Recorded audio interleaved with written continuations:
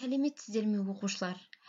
Бүгінгі сабағымызды бастамас бұрын сабағымыздың тақырыбын анықтау үшін мына суреттерге назар аударайықшы.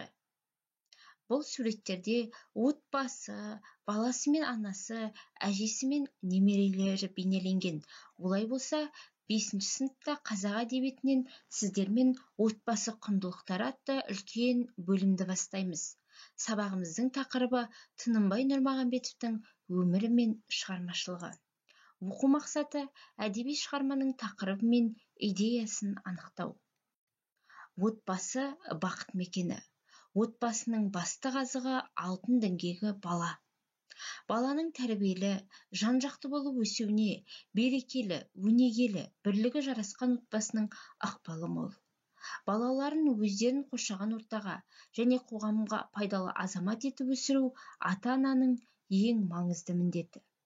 Отбасындағы құндылықтар оның мүшелерінің қарым-қатынасына құрылады.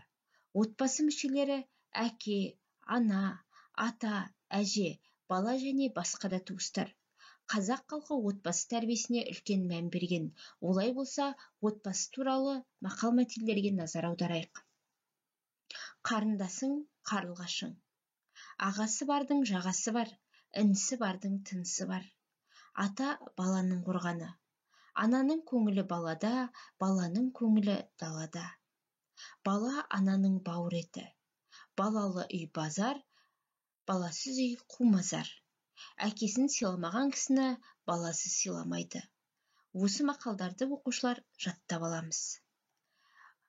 Келесі Тынымбай Нұрмағамбетовтің өмірі мен шығармашылығымен таныс болайық. Тынымбай Нұрмағамбетов 1945 жылы 10 маусымда Қызылорда облысы Жаңақорған ауданының Бірлік ауылында дүниеге келген. 1968 жылы Қызылорда қаласындағы Гоголь атындағы педагогикалық институтты бітірген.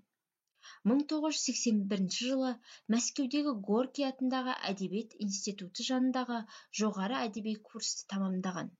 1971 жылы Қауын иісі деген атпен алғашқы кітабы жарық көрген.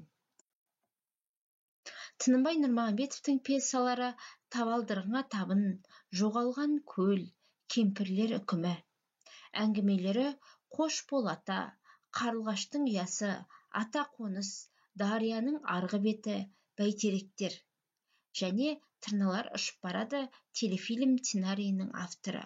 Осы көрсетілген мәліметтерді оқушылар дәптерімізге жазып аламыз. Үйге тапсырма: ғаламторды пайдалана отырып, жазушының өмірі мен шығармашылығына байланысты білетіндеріңді толықтырып, дәптерлеріңе жазып алыңыздар.